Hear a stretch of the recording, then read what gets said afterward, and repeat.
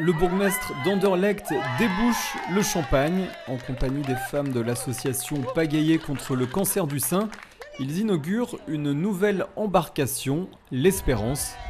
Puis c'est la mise à l'eau, un petit tour rapide sur le canal de Bruxelles. Et après quelques coups de pagaie, elles semblent satisfaites de leur nouveau bateau. Oh ben super bien, avec le beau temps qu'il y a, les amis sur le bateau, c'est ce qu'on veut. C'est ce qui va nous faire avancer aussi. Parmi ces femmes en rose, la plupart ont été touchées par le cancer du sein.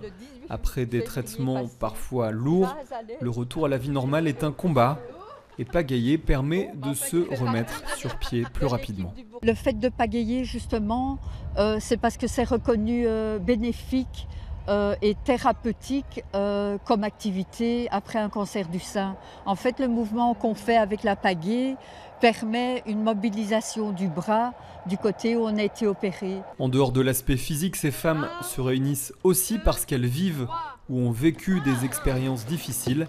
Pas toujours facile de partager cela avec ses proches. Ça aide mentalement parce qu'on sait qu'on est toutes passées par la même chose et que même si c'est loin d'être le sujet dont on parle le plus souvent, mais on se sent soutenu, on sait qu'on peut en parler éventuellement et on sait qu'elles savent ce que c'est.